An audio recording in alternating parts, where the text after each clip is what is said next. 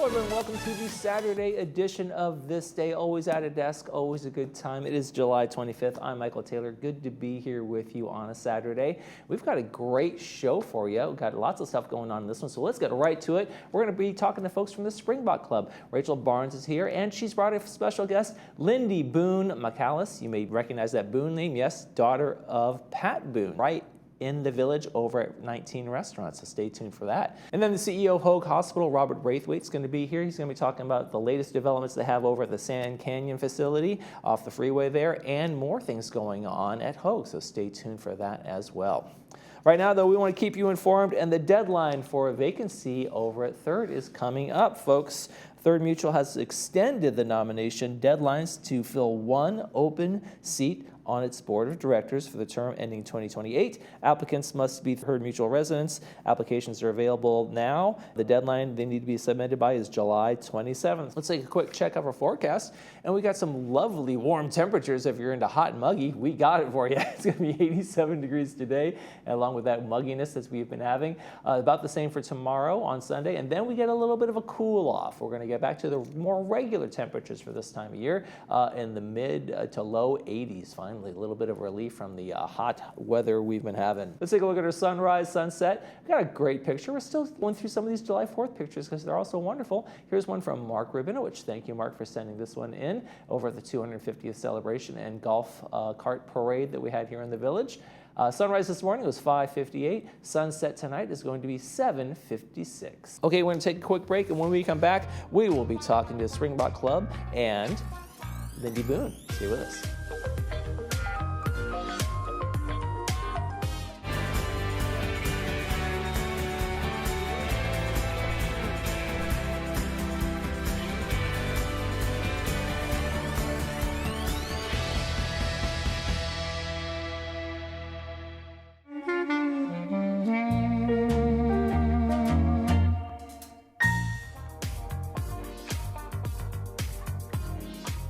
Welcome back to our program. Rachel Barnes, the president of Springboks, and performer extraordinaire Lindy Boone, daughter of Pat Boone, who we all know fame from the 50s and singing in movies and that kind of thing. Yeah. So welcome to the program. Rachel, I want to start with you. How is Springboks connected with Lindy? How did you guys come to know her and have her coming to one of your events? Yeah, so Lindy I've known for many years, even before we moved to Laguna Woods Village. She houses, we call it TBI survivors. Mm-hmm. And my granddaughter came up to me, Talia, and she said to me, Tata, she calls me Tata. She said, Tata, I want to do something different, because I used to take her to the women's shelters and provide for the women their Sunday dinner programs and teaching them cooking skills. She wants to do something different. And then we looked it up and we found Ryan's Reach. They have a couple of homes that they house these survivors. And Talia used to go, and I think I have a picture of Talia reading to one of the girls there. Mm-hmm. Yeah, Rebecca. Yeah, and she used to either do like art projects, cut magazine clippings and just talk to them about what each picture means. Yeah. And so that's how. And then I knew there's Talia there. Yeah. So that's how it started. Okay. So you're going to be performing. We're going to talk about over at 19 Restaurant a little later this month. But you grew up in a very famous household. Your dad, Pat Boone, many movies back in the 50s, 60s, many an album. Yes. What was that like growing up? Did you feel like you were just destined to become a performer of some sort of your own way? Was it? Boy, I never had a dream to be a performer, but I enjoyed so much that when we became teenagers, I have 3 sisters, so there's 4 daughters, and he was traveling all the time, and he decided to put us in the show when he was going to Japan with the Osmond family. Oh, wow. So there were the boys and the girls, and we did a big. You guys can do it. But it was really just to get us over to Japan to see this country and travel with him, but it went so well, he ended up keeping us in the act, and it turned out it worked for him because he didn't like leaving 4 teenage daughters home all the time. And on their own accord. He joked that he was keeping us moving targets. As long as we could keep our schoolwork up, we enjoyed it so much, and we were able to manage regular going to school and traveling and singing together, and it was an education all unto itself. It was really a blessed season of our lives. Yeah, so you got the kind of a taste of it then. Yeah. And then in the 70s, Debbie, your sister, has the kind of the one-hit wonder with You Light Up My Life. Yes. And when you saw that, what did you think about that? And like, hey, maybe this will be something for all of us. I think she was the only, no, she was the only one that really wanted to be a singer. Oh, okay. I was already married and had a couple kids that made it hard for me to travel. Okay. And so we were getting married and one moved away, and we knew this season was coming to a close. And I kind of always wanted to be a stay-at-home mom, you know. So I didn't. Debbie's voice was a standout voice, and we grew up learning to sing harmonies together. So as long as we were together, I loved it. But I didn't think I was going to do anything on my own at that time. So you've had a second act in life a little bit. Now you've started to write your own music and things like that. Well, again, I'm not trying to have a career in music, but here's the funny story. I have been in another singing group, and I was able to travel with them and perform, but I wasn't doing any singing. And during COVID, my daughter gave me the gift of, Mom, you have an appointment to write a song with a Nashville musician over Zoom. Oh, wow. That was what she gave me. And I'd never tried to write a song before. But this appointment brought out lyrics from me that I didn't know I could write lyrics, and I loved the song. It's called Word Layer, and I went into a studio, recorded it with my sisters, and I'm very proud of it. It has a video on YouTube, and it started me writing other songs that come from my life experience. Okay. And your dad's in the video? He doesn't sing with He's you, but in your the dad's video. in the video? Yeah, and all my sisters, and it's a message for today. Word layer has to do with laying our words down intentionally, and our words are powerful, and choosing them intentionally and building your path forward. And it comes from a time of suffering in my life that I had to learn to be very intentional with my words.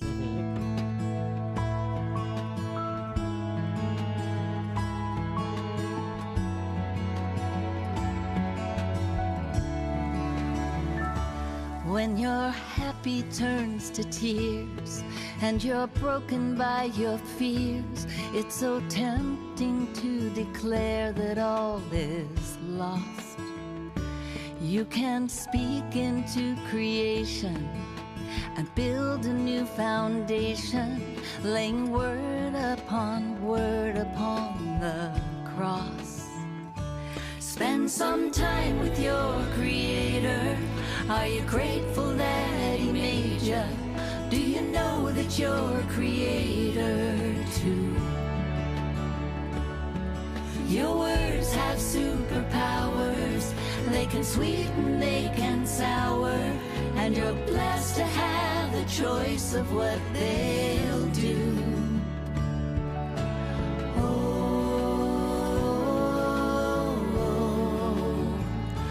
Word layer.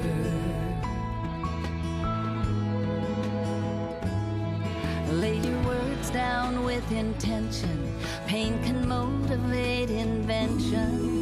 Look at nature, how she cycles death to life. That's our model, life returns. Will it be better for your words? Are they life? Are they love? Do they beautify? Spend some time with your Creator. Are you grateful that He made you? Do you know that you're a creator too? Your words have superpowers. They can sweeten, they can sour, and you're blessed to have the choice of what they'll do.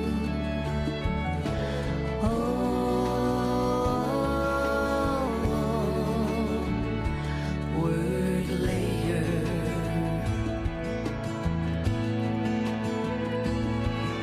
Stone by stone and brick by brick, we lay our words to heal the sick, heal the body, heal the mind, and heal the soul. Now they can work the other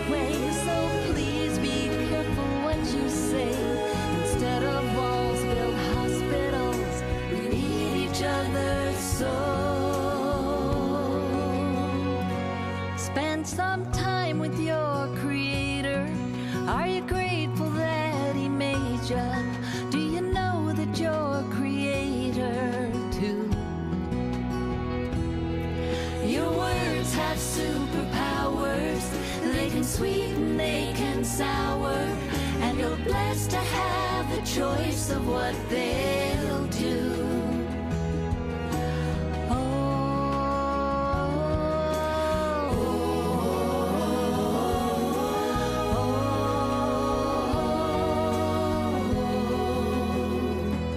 Word layer.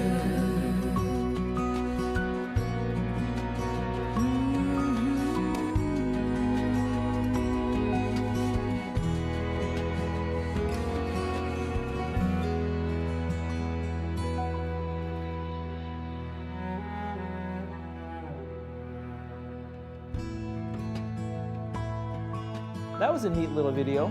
We saw a picture of you at the Nashville, and also your son in that picture as well. Oh, on that screen Ryan. we just saw. Yes. Ryan, and that Ryan's Reach.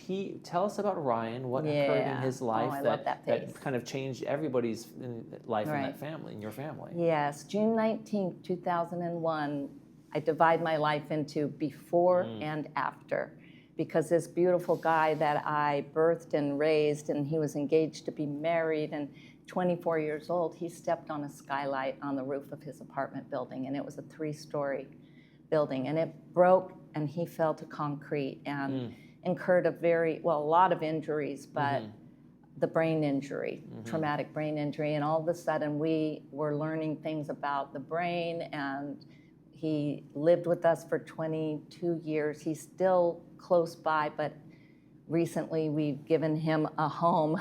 He's gotten his own home with caregivers and therapies 10 minutes away from us. So I just thought it was good to have us separate, but we've just shared this life with him in this journey. And through it, we started a nonprofit to help other people going through the same thing. And we were blessed because we had a notoriety to be on Larry King Live Sure. 5 times during the first year and a half. And it brought so much attention to Ryan all over the world. And so we knew that attention was to kind of be a platform where we could bring awareness to traumatic brain injury and help other people. And what's it like kind of entering that world, kind of get a crash course in this world you never really probably knew much about, and Not now at you all. have to become this expert in, and now you're touching other families and lives, so Yeah. it becomes kind of a bigger calling for you. It is. Well, I hadn't suffered before. I had a charmed life and everything was going well. So it was a school that I didn't want to go to, but it Right. yields a lot of personal and spiritual growth. And it just birthed so much empathy and compassion that I'd never been a volunteer, let alone starting a nonprofit. I was just about my family. And so I wasn't a bad person, but I just didn't have this intention to help others. There wasn't that like engagement in the community like you have now, obviously. Now when I hear about somebody new in the hospital with a brain injury and they want me to come, I just make a beeline because I know what they're going through, and I just want to be there. They're at the beginning of it, and they just need to see that people survive it. And yeah, it's not always complete restoration, but you can always find the joy and find the blessing in the worst of situations. And I would like to add, when walking into these homes, I mean, Yeah. you can tell they're also with the smiles, Yeah. and the staff, they're so compassionate and Yeah. dedicated to these survivors, and it just gave me such a warm feeling. That is visiting these wonderful. homes. Yeah. The date's going to be Thursday, July 30th, 3 to 4 p.m. at Restaurant 19. You're going to be telling stories about your life with your dad a lot, but also your personal journeys. What can people expect when they go there? Well, I can talk. I'm going to have to prepare, what I'm going to say, so I don't go off on a bunch of, rabbit trails. But I understand people are curious about the upbringing in Beverly Hills and the movie star, maps and everything that we were on. But I really like to share about what happened to Ryan and the music that's come from it, because the songs are all coming from something internal. And I never aspired to write, but I'm glad that I have something to share there, but also about Ryan's Reach. So those are the And this probably will be questions and answers. Yes, that happy to people- answer Terrific. questions. Absolutely. All right, folks, get out there. Make sure it's going to be Thursday, July 30th, 3 to 4 p.m. at Restaurant 19. What else have Springboks got coming up? What's coming up? Well, besides our regular bingo, August 2nd, September, we're going to have a memorial for people's pets. I think this is a calling because many people, and not only dogs, but have pets that have passed. And we're going to have, it's going to be free lunch for everybody at the creek. So we're going to try it out. It'll be temporary, and if I feel that we can go and post a more permanent post for it, then we'll do it. So Sounds terrific. that's in September 20th. All sorts of things happen in Springboks. I want to thank you, Lindy. Of course, thank you for joining us today as Thank you well. for And folks, having me. Get out to 19 Restaurant on the 30th and see that for yourself. Meet you in person. Looking forward to seeing whoever wants to be there. Thank you for Yeah. coming, Lindy. Thank you. Thank you both My for joining pleasure. us. Thank you. You're watching This Day. We'll leave you with My Baby's Baby.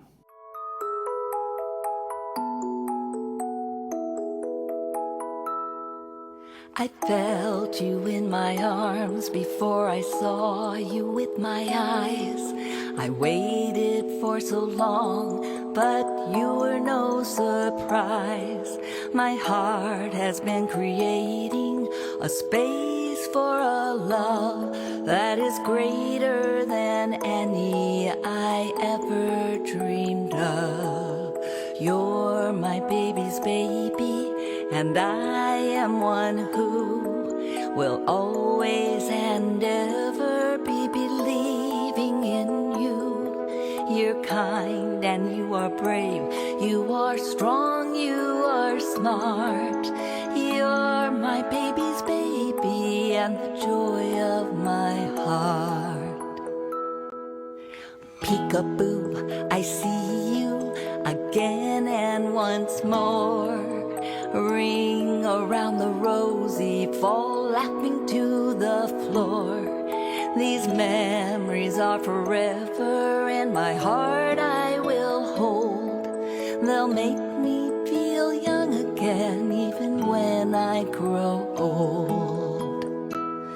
These days move so quickly, every week something new, and I don't want to miss watching you become you. So keep blowing me your kisses, I'll catch every one, and I'll keep them in my pocket, my dear little one.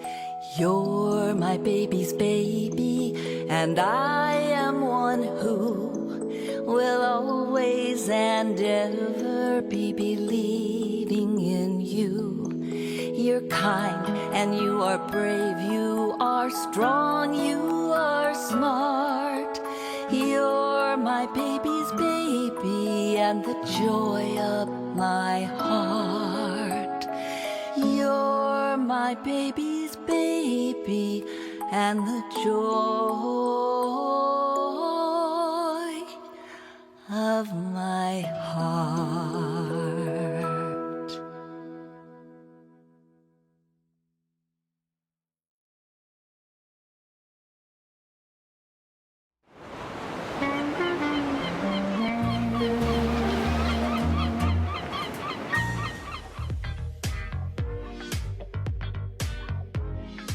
And we want to welcome to the program the President and CEO of Hoag Memorial Hospital, Robert Braithwaite. Thank you for joining us. Glad to be here. So you oversee all aspects of hospital operations, quality of care, and all of those kinds of things. And so tell me a little bit about Hoag Health Center over there in Irvine. Opened back in 2016, right? Yeah, Hoag Health Center opened in 2016. That was directly across the street from the main hospital. Right. And what was the purpose behind that need for that? Just kind of an expansion, extra services, those kinds of things? Yeah, mostly bringing specialties into the community. And so we needed housing or medical office space for them. And so all the outpatient stuff we planted over there. Right. But now the vision has expanded. I mean, back then you opened a couple of things, but since then you've got digestive health, surgical pavilion, cancer urgent care facility. So what's been the vision in terms of expansion? Was that always part of the plan? Yeah, twofold. Once you bring the specialists to the community, then you need places for them to actually do what they do best. And a lot of that is on the acute side. And so we started to build out the acute platform for all those specialists that were getting busy in that greater Irvine, South Orange County community. And did the campus, like, did you already know the campus to support that? We don't know what this is going to be someday, but it's going to be something kind of thing. Would you have those kind of things planned out? We did, yeah. There was a long-term plan that we knew that had the capacity to build out on that campus, and so now was the time. So when we talk about digestive health, kind of take me, and women's health, take me through what is offered there. We've talked about it on the show before, but just for folks who don't know everything goes on there. Yeah, so on women's health, it's really, from birth to actually some of the more complicated women's health related diseases. And so we wanted something that was really focused on their needs. And so that facility takes care of kind of birth to all the way to, to the very end. And so really hyper focused on women, comprehensive in its nature, able to do all things for women in this community. On the digestive health side, there is a large and growing prevalence of digestive disease-related conditions. Okay. In fact, 11 of the 11 top cancers in the country, 4 of them are digestive health related. Oh, wow. And so we kind of felt like, hey, most people, when they have something serious in the digestive space, are leaving Orange County to go get those services. And so we thought that shouldn't be. We got 3.2 million people here. Right. A lot of prevalence. Let's make sure we create the expertise so that residents don't have to leave Orange County. When we talk about the surgical pavilion, is that mostly outpatient surgeries? Because I mean, the main hospital, I would think we'd go for the main important surgeries, the big ones. But is that outpatient kind of stuff, or is it a little bit of everything? Yeah, great question. So it's actually attached to the main hospital, but dedicated to surgery. And it does both outpatient and inpatient. What's different about that is we created the rooms, added the technologies to do the big surgeries like open heart surgery, neurosurgery, and making those available in this part of Orange County. And those big, so there's room for robotics and things like that were never part of the plan back in the 50s and 60s and 70s? That's right. The technology inside an OR is completely different than what it was even 10 years ago. And lots of automation, lots of digital tools to help make those surgeries successful. And even the power that needs to go into a surgery room probably is like a different kind of, we need outlets here, we need this kind of thing, and 220 or whatever it might be. Yeah, they're hyper-computerized. Right, okay. And now we have the cancer urgent care facility as well. That's, again, one of the expansions from the Sand Canyon facility there. Tell me a little bit about that one, too. So when cancer patients need care, and oftentimes they do during the course of their treatment because of the nature of the treatments, oftentimes they'll find that they'll have a complication in the journey or some type of condition, fever or whatever the case may be. Probably the worst place to go, or is the emergency room when you got other people that are not feeling well, right? And so we said, you know what, even though they need emergency care, let's create a venue for those patients that might be compromised where they are safe from any other potential. Right, anybody that coming in with a whooping cough or whatever. That's right. Because that's just, your immune is already compromised, like you say. You're on chemo, you're in radiation, so you're in a compromised position in the first place, right? That's exactly right. And a lot of those treatments are complex. And so adding the expertise of oncologists into that emergency situation really helps and creates a very safe environment for those patients. When you get together with your board and your advisors and that kind of thing, what do you guys think about in terms of community benefit goals? You sit down and say, how can we best serve the community, and what our goals should be when you think long-term and short-term? Yeah, so we're constantly monitoring the needs of the community, the developments of technology, but more importantly, looking at where the community is going, the demographics, et cetera. We can predict pretty accurately what kind of services are going to be needed 5 years, 10 years out. And so in that long-term planning, we start building platforms to be relevant 10 years from now. And so it's really a thoughtful, analytic process. Okay. I have no stats to back this up. This is me looking around. I see UCI building. I see the Kaiser building. I see a lot of people coming in and really building bigger and better facilities. Do you take a look at that? Is there oversaturation coming, or is there just such the need that there's room for everybody? Not at all. I don't think there's an oversaturation at all. I think what's transpiring in Orange County is the technology is driving change. But not very many organizations have the capacity to meet those technological advancements. And so, candidly, we're going to need Hoag and we're going to need a UCI to continue to step up and advance healthcare in Orange County. You have a degree in health management and promotion, and then you have a master's in health services administration. It seems interesting to me that you didn't take a doctor route to get here. You wanted to be in this world, but on the management and that kind of side of things. Yeah, great question. So initially when I graduated from undergraduate school, I was headed towards medical school. Okay. And then had a little bit of a pivot because I thought, you know what, I'm gonna take some business classes. And then I realized by taking this track, we could probably do more at scale for more people than maybe the one-on-one exam room experience that many people have with doctors. Okay, because a lot of people, and just again, a stereotype, Yeah. These corporate CEOs, they come in here, they're looking for the bottom dollar, but you had a vision because you wanted to serve people, you wanted to be a doctor, but you took that and said, how can I serve maybe even more people better than one-on-one patients? That's right, and I made sure I was in a nonprofit organization, hyper-focused on a community, not big healthcare. I mean, there are a few other criteria that went into that decision. Okay. You joined Hogue back in 1992, and you became CEO in 2013, I think it was. Yeah. How was your vision for what you wanted to do back in grad school, back when you said, I'm going to do this? How have you seen that play out? Have you been able to do the things you want to do? I'm sure it's slower than you wanted to be, but have you started to map out that vision? We have, and I think it's manifesting right now as we speak. You know, for the most part in the United States, you have community hospitals or you have academic hospitals. The real brilliant organizations are a meld between the two, like Mayo Clinic or Cleveland Clinic, where they are academic in nature, but they're not academic institutions. They're private hospitals that are community-based. And so Hogue migrated into that place. We call it privatemics. And so we really like that model. It was a model that we started back in 2018 to adopt and embrace, mostly at the encouragement of a couple of our colleagues across the country, including Cleveland Clinic. Okay. I said, you could do this.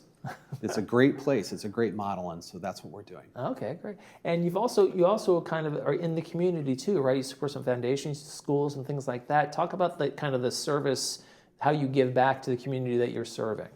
Yeah. So part of the really non-hospital work that we do is actually making sure that communities are healthy and well. And so we have a lot of initiatives where we go in and build out a nonprofit that might be wellness or health oriented, but we help them expand their services and meet a need inside the community. And we love that, including the schools, placing clinics at schools, or doing wellness initiatives within the schools here in Orange County. And it's very rewarding. Okay, that's fantastic. All right, well, we asked Hogue, we asked the president, he answered. Thank you very much, Robert Raitworth, from President and CEO of Hogue Memorial Hospital. Thank you for being here with us today. Thanks for the opportunity.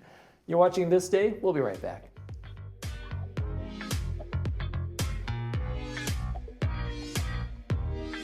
Welcome to Adapt to It, your neighborhood resource for all your home medical supplies. For over 20 years, we've helped Laguna Woods stay safe, prevent falls, and remain independent. We're here for all your needs throughout the day. When you can't change it, adapt to it.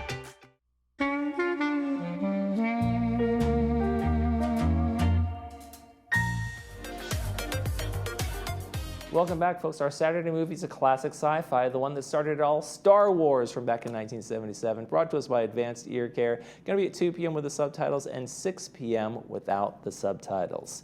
All right, folks, that's going to do it for this edition of This Day. On Monday's edition of the program, we're going to be getting a CEO update, as well as Vasco Assets are going to be here as well.